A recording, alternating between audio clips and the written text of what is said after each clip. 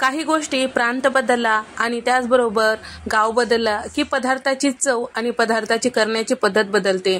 मराठवाड्याच्या बऱ्याच भागामध्ये आळूची जे वडीचे जे पानं असतात ते भेटत नाहीत, तर त्या ठिकाणी जे आळूचे भाजीचे पानं असतात त्यापासूनच वडी आणि या पद्धतीने भाजी केली जाते। तर मराठवाडा पद्धतीचे हे 3 प्रकार आज आपण पाहणार आहोत। तर त्यासाठी इथे मी साधारण एक 15 ते 20 आळूचे पानं घेतलेले आहेत। तर हे भाजीचेच पानं आहेत, यापासूनच आम्ही वडी बनवतो। तर त्याचबरोबर इथे मी आळूच्या काड्या सुद्धा घेतलेल्या आहेत। आता याला आपल्याला स्वच्छ 2 ते 3 पाण्याने धुवून घ्यायचं आहे आणि धुते वेळेस थोडंसं मीठ टाकायचं, म्हणजे यामधला जो खासपणा असतो ते निघून जातो। तर मीठ टाकायचा जो व्हिडिओ होता तो स्किप झालेला आहे, त्यासाठी तुम्ही आठवणीने मीठ टाका। या ठिकाणी 2-3 पाण्याने स्वच्छ धुवून घेतल्यानंतर आता आपल्याला हे पानं बाजूला ठेवायचे। सुरुवातीला आपण आळूच्या काड्याचं जी भाजी असते किंवा आळूचं जे फतफत म्हटलं जातं ते आज आपण पाहणार आहोत। तर यामध्ये मी पानं वगैरे टाकणार नाही, इकडे आमच्याकडे जी पद्धत वापरलेली आहे तीच वापरून मी इथे भाजी करणार आहे। आळूची भाजी करते वेळेस त्याचे जे काड्या असतात ते या पद्धतीने आपल्याला निवडून घ्यायचे, म्हणजेच यावरचं साल काढून घ्यायचं आहे। तर जमेल तेवढं पूर्ण साल याचा निघतो, तर शक्यतो सगळं साल काढून या पद्धतीने छोटे छोटे याचे तुकडे करून घ्यायचं, साधारण इंचभर इतकं। याच पद्धतीने सगळ्या आळूच्या काड्या आपल्याला निवडून घ्यायचं आहे। तर त्यासाठी आता भाजीसाठी आपल्याला लागणार आहे चना डाळ आणि शेंगदाणे। तर अर्धी वाटी शेंगदाणे म्हणजेच मूठभर समजा, आणि मूठभर इथे मी चना डाळ साधारण एक 3 ते 4 तासापूर्वी स्वच्छ धुवून भिजत ठेवलेलं होतं। छान भिजल्या गेलेलं आहे आणि आळूच्या काड्या सुद्धा छान निवडल्या गेलेल्या आहेत। आता भाजी करण्यासाठी पहिल्याला आपल्याला आळूची जे काड्या आहेत छान असं या पद्धतीने उकडून घ्यायचा, म्हणजे यामधलं जे काळेपणा असतो, काळपट रंग असतो ते निघून जातो। भाजीमध्ये जो काळपट असा रंग येतो ते रंग नाहीसा होतो अशा पद्धतीने उकडून घेतल्यामुळे। आणि त्याचबरोबर आळूच्या काड्यामध्ये जे खासपणा असते आणि ते खाल्ल्यानंतर खवखवल्यासारखं किंवा गळ्यामध्ये दाटल्यासारखं होतं ते होत नाही, त्यासाठी पहिल्यांदा उकडून घेणं गरजेचं आहे। त्याचबरोबर आता आपल्याला भाजी करण्यासाठी कढईमध्ये मी दुसरं पाणी घेतलेलं आहे। सुरुवातीला उकडलेलं पाणी टाकून दिलेलं आहे। 2 ग्लास पाणी टाकून भिजत ठेवलेले जे चना डाळ शेंगदाणे ते टाकून घेतलेलं आहे आणि सोबतच उकडून घेतलेले जे चमकुऱ्याच्या काड्या किंवा आळूच्या काड्या होत्या ते टाकून घेतलेलं आहे। पावडर मसाल्यांमध्ये 1.5 चमचा लाल मिरची पावडर आणि त्याचबरोबर 1 चमचा धने पावडर, अर्धा चमचा भाजलेली जिऱ्याची पूड, अर्धा चमचा हळद आणि त्याचबरोबर चवीपुरतं मीठ टाकून घेतलेलं आहे। आता हे सगळं आपल्याला छान उकडून घ्यायचं आहे, साधारण 5 ते 6 मिनिटांसाठी मध्यम गॅसवर। आता हे उकडेपर्यंत आपल्याला या भाजीला दाटसरपणा आणण्यासाठी एक मिश्रण तयार करायचं आहे। तर 5 चमचे इतकं चना डाळीचे पीठ किंवा बेसन पीठ घेतलेलं आहे, पाव कप पाणी टाकून यामध्ये छान असं मिक्स करून घेतलेलं आहे या पद्धतीने।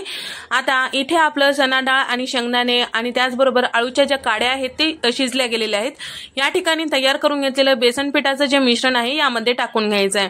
तर या ठिकाणी हे सगळं टाकल्यानंतर तुम्हाला जर वाटत असेल हे छान दाटसर झालेलं नाही, आणखी थोडंसं लागते एखाद चमचा, तर तुम्ही आणखीन परत पाण्यामध्ये मिक्स करून टाकू शकता। आता या ठिकाणी मला पुरेसं झालेलं आहे एवढ्या प्रमाणासाठी। आणि सोबतच छोट्या लिंबाच्या आकाराचा चिंच मी भिजत ठेवलेला होता त्याचा कोळ काढून यामध्ये टाकून घेतलेला आहे। आणि त्याचबरोबर आता हे सगळं छान व्यवस्थित मिक्स करायचं आणि सोबतच तर थोडीशी बारीक चिरलेली कोथिंबीर सुद्धा टाकून घेतलेली आहे, अर्धी वाटी पाणी टाकून घेतलेलं आहे, सगळं छान व्यवस्थित मिक्स करायचं। आता हे सगळं थोडंसं शिजेपर्यंत आपल्याला तडका तयार करून घ्यायचा आहे। तर तडका पॅन मध्ये मी 5 चमचे तेल गरम करून घेतलेलं आहे, अर्धा चमचा मोहरी, अर्धा चमचा जिरं आणि 8 ते 10 लसणाच्या पाकळ्या बारीक चिरलेल्या यामध्ये टाकून घेतलेलं आहे, कढीपत्त्याची पानं, सुक्या लाल मिरच्या आणि सोबतच अर्धा चमचा इतकं हिंग यामध्ये टाकून घेतलेलं आहे। तयार करून घेतलेला तडका भाजीवर टाकायचं आणि झाकण लावून एक अर्धा मिनिट वाफवून घ्यायचं। तर तुम्हाला भाजी कितपत दाटसर पातळ आवडते त्यानुसार तुम्ही बेसन पिठाचा वापर करू शकता। इथे आपण चिंचेचा वापर केलेला आहे या भाजीमध्ये, त्यामुळे 2 चमचे साखर यामध्ये टाकलेला आहे, तुम्ही गुळाचा सुद्धा वापर करू शकता। मराठवाड्यामध्ये बऱ्याच सणांसाठी ही भाजी केली जाते, तर त्या सणासाठी जेव्हा नैवेद्यासाठी बनवले जाते त्यावेळेस लसण वगैरे वापरत नाही। आता पाहूया पानापासून बनलेले हे 2 वडीचे प्रकार। तर हे वाफून केलेली वडी आणि थोड्याशा तेलामध्ये परतून केलेली वडी। तर त्यासाठी इथे मी कपभर इतकं बेसन पीठ घेतलेलं आहे आणि त्याचबरोबर यामध्ये पावडर मसाले आपल्याला टाकून घ्यायचे आहेत। तर इथे बारीक दळलेलं बेसन पीठ घेतलेलं आहे, 1 चमचा धने पावडर, 1 चमचा लाल मिरची पावडर, अर्धा चमचा हळद, अर्धा चमचा भाजलेली जिऱ्याची पूड यामध्ये टाकून घेतलेलं आहे, अर्धा चमचा बारीक इथे मी खलबत्त्यात कुटून घेतलेलं लसण टाकून घेतलेलं आहे, तुम्ही लसणाची पेस्ट सुद्धा वापरू शकता। चवीपुरतं मीठ टाकलेलं आहे आणि भरपूर अशी कोथिंबीर बारीक चिरून यामध्ये टाकलेला आहे।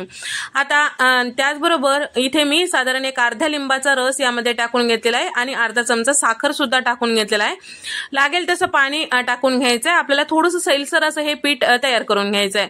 थोडंसं जास्त जाडसर हे पीठ म्हणजे दाटसर पीठ ठेवताल तर पानाला जेव्हा आपण लावता ते आळूची जे पानं आपण वडी तयार करतो त्यावेळेस थोडंसं जाड वडी तयार होते. तर आमच्या घरी हे जेवढी पातळ वडी असेल तेवढी छान वाटते. जास्त पिठाचा वापर करत नाही, त्यामुळे मी थोडंसं सैलसर असं हे पीठ तयार करून घेतलेलं आहे. आता जे आळूचे पानं आहेत आता त्याला आपल्याला या पद्धतीने हलकंसं पातळ लेयर लावून घ्यायचं आहे. तुम्हाला जर पिठाचा भाग जास्त आवडत असेल तर थोडंसं जाडसर असं लावून घेऊ शकता. आणि पीठ जेव्हा तुम्ही तयार करून घेता त्यावेळेस थोडंसं घट्ट ठेवायचं, म्हणजे तुम्ही जाडसर असं लेयर तुम्ही याला लावून घेऊ शकता. आता याच पद्धतीने सगळ्या पानाला आपल्याला हे पिठाचं मिश्रण लावून घ्यायचंय या पद्धतीने आणि छान असं फोल्ड करून घ्यायचं आहे. इथे मी सगळं पानं या पद्धतीने लावून घेतलेलं आहे. आता थोडीशी आपल्याला हे पानं वाफून घ्यायचं आहे आणि थोडेसे परतून घ्यायचं आहे. पानं वाफून घेण्यासाठी कढईमध्ये पाणी टाकून त्यावर जाळीची ताटली ठेवून घेतलेली आहे. तयार करून घेतलेले जे वडी आहेत ते ठेवून त्यावर झाकण लावले. कमी गॅसवर आपल्याला वाफून घ्यायचंय साधारण 5 मिनिटासाठी.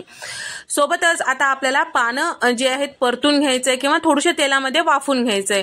तर त्यासाठी कढईमध्ये मी साधारण 5 ते 6 चमचे तेल टाकून घेतलेलं आहे. अर्धा चमचा मोहरी, अर्धा चमचा जिरं, तयार करून घेतलेले जे आळूचे पाण्याच्या वड्या होत्या ते यामध्ये टाकून घेतलेले आहे. झाकण लावायचं, वाफून घ्यायचं, म्हणजे वरची साईड छान वाफल्या जाते आणि खालची साईड तेलामध्ये भाजल्या जाते.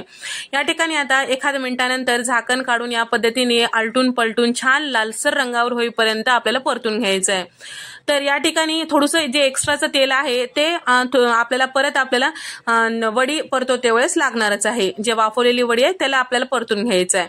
तर या ठिकाणी छान लालसर झालं की प्लेटमध्ये काढून घ्यायचंय. कमी गॅसवर आपल्याला हे परतून घ्यायचंय. छान कुरकुरीत अशी ही आळूची वडी तयार होते. तर या ठिकाणी इथे आळूची वडी तयार झालेली आहे. साधारण 5 ते 6 मिनिटानंतर आपण जे वाफवलेले आळूचे वड्या होत्या ते सुद्धा वाफल्या गेलेल्या आहे. सुरीने किंवा एखाद्या टूथपिकने तुम्ही चेक करू शकता. तर या ठिकाणी कोरडं निघत आहे, म्हणजे आपलं हे आळूचे पानं छान असं वाफल्या गेलेलं आहे. आता पूर्णपणे थंड झालं की आपल्याला कट करून घ्यायचंय. घाई असेल तर कोमट गरम असते वेळेस कट केलं तरी काही हरकत नाही. या पद्धतीने छोटे छोटे याच्या वड्या कट करून घ्यायचा. त्यानंतर आपल्याला आता हे फोडणी द्यायचं आहे. तर हे सुद्धा एक प्रकारचं भाजीच आहे. फोडणी लावण्यासाठी सुद्धा ही भाजी तुम्ही घेऊ शकता. तर त्याचबरोबर ते ज्या पॅन मध्ये आपण थोडीशी वडी जी आहे परतून घेतलेले होते थोड्याशा तेलामध्ये, शिल्लक राहिलेल्या तेलामध्येच मी इथे साधारण एक मध्यम आकाराचा कांदा परतून घेतलेला आहे. तर बारीक चिरून मग परतून घ्यायचा. हलकसं रंग चेंज झालं की कट करून घेतलेले जे वड्या होत्या ते टाकून घ्यायचा. आणि अर्धा चमचा लाल मिरची पावडर, अर्धा चमचा धने पावडर, अर्धा चमचा इथे मी भाजलेल्या जिऱ्याची पूड, पाव चमचा गरम मसाला टाकून घेतलेला. जास्तीचा मसाल्याचा वापर करायचा नाही, कारण आपण आळूचे पानं जेव्हा लावले होतं म्हणजेच पिठाने मिश्रण लावलं होतं त्यामध्ये टाकलेलं होतं. सोबतच चवीपुरतं मीठ टाकलेलं आहे आणि थोडीशी कोथिंबीर टाकून घेतलेली आहे आणि 3 चमचे इतकं भाजलेले शेंगदाण्याचं कूट टाकून घेतलेलं आहे. सगळं मिश्रण व्यवस्थित परतून घ्यायचं. मोठ्या गॅसवर 1 मिनिट परतून घेतलं की इथे तुमची भाजी तोंडी लावण्यासाठी वाफवलेल्या वड्या सगळे तयार झालेलं आहे. तर अशा पद्धतीने आळूच्या पानाचा आणि त्याच्या देठाचा किंवा काड्याचा वापर केला जातो. तर मराठवाड्याच्या बऱ्याच घरामध्ये अशी पद्धत वापरून केली जाते. तर तुम्हीही वापरू शकता. सणासाठी जर करत असताल, नैवेद्यासाठी करत असताल तर लसण कांदा स्किप करा. व्हिडिओ आवडल्यास व्हिडिओला लाईक करा, शेअर करा, सबस्क्राईब करा.